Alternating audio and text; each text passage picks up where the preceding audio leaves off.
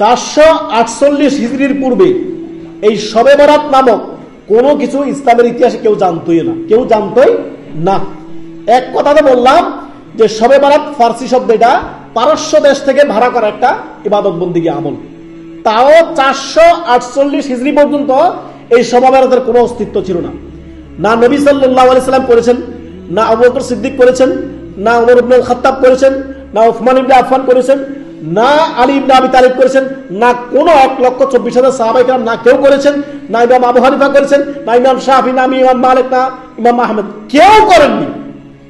স্বর্ণযুগের তো কেউ নাই, সমস্ত সাহাবীদের কেউ করেননি, তাবিদের কেউ করেননি, তাবা তাবিদের কেউ করেননি এই ইবাদত। এই শবে বরাত যারা জানতেন না এমন কিছু আছে। হানাফি মাযহাবের সমস্ত ফিকহের কিতাবগুলো আপনি বের করেন, কোথায় শবে বরাত নামে কিছু আছে? কিছু পাবেন? কিচ্ছু পাবেন না। মানে শবে বরাত তো আরবি শব্দই না। কোরআন হাদিসের শবে বরাত শব্দ এই অর্থে কোনো শব্দ আপনি পাবেন না। কোরআন হাদিসে কি আসছে?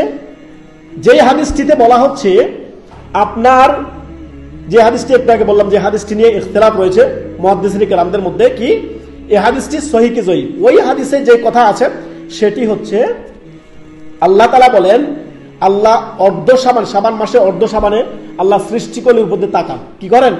সৃষ্টিকুলের উপর দিয়ে তাকান, তাকিয়ে দেখেন আল্লাহ ওই সকল মানুষকে, সকল মুসলিমদেরকে ক্ষমা করে দেন, ইল্লাল মুশরিক ও মুশাহিন। এইখানে আমাদের কথা আছে।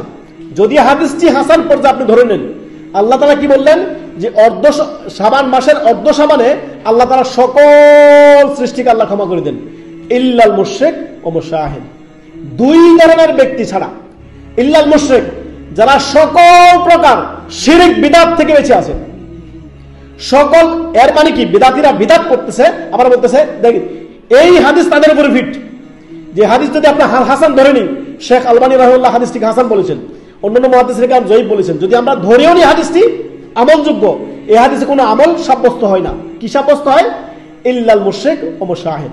অর্থাৎ আপনি শিরক বিদআত মুক্ত থাকবেন, সকল শিরক বিদআত মুক্ত থাকবেন, হিংসা বিদ্বেষ মুক্ত থাকবেন, অন্তরের মধ্যে হিংসা রাখবেন না, মুসলিম ভাইয়ের প্রতি, অন্যের প্রতি কোনো হিংসা বিদ্বেষ রাখবেন না, অন্তরের মধ্যে হিংসা বিদ্বেষ মুক্ত থাকুন, এবং কি শিরক বিদআত মুক্ত থাকুন, আল্লাহ আপনাকে ক্ষমা করে দিবেন।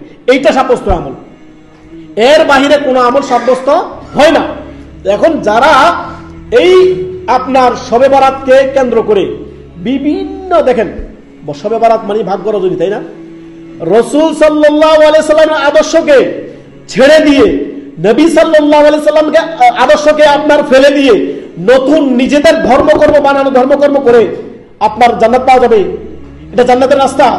আল্লাহ তাআলা কি বলেন এ মর্মে? আল্লাহ সুবহানাহু ওয়া তাআলা সূরা মুহাম্মদ আয়াত নম্বর 33 আল্লাহ তাআলা বলেন, ইয়া আইয়ুহাল্লাযীনা আমানু আতিউল্লাহ ওয়া আতিউর রাসূলা, হে ঈমানদারগণ শুনে রাখো, আল্লাহ এবং তার রাসূল সাল্লাল্লাহু আলাইহি সাল্লামের আনুগত্য অনুসরণ করো।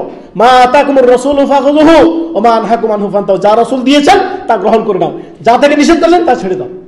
অতএব শবে বরাতে যারা এই বিদআতি ধর্মকর্ম করছেন তাদেরকে আমরা উদারত আহ্বান করব, এই হাদিস আপনাদের উপরে ফিট। আল্লাহ বলেছেন ওই সকল সৃষ্টিকে আল্লাহ ক্ষমা করেন, ইল্লাল মুশরিক ও মুশাহিদ। অর্থাৎ মুশরিক এবং শিরক বিদআতকারী এবং হিংসুটে ব্যক্তি, যার অন্তরে হিংসা আছে, হিংসা মুক্ত হন। শিরক বিদআত আছে, শিরক বিদআত ছাড়েন, আল্লাহ আপনাকে এমনিতে ক্ষমা করেন। আপনি ঘুমিয়ে থাকলে আল্লাহ ক্ষমা করে দিবেন, খালাস হয়ে গেল। তো এখানে কোনো আমল সাব্যস্ত হয় না। ওই রাতে যে বিদআতগুলো হয়, আমরা সামনে একটু সামনে আসবো।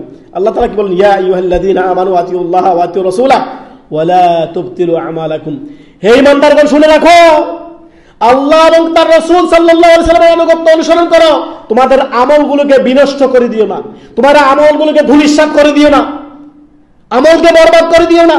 এই শিরক বিদআত করলে আমল বরবাদ হয়ে যায়। যতই আপনি চাকচিক্য দেখতে হালুয়া রুটি খাবেন, এই হালুয়া রুটির পরিণাম কি? জাহান্নাম। নবী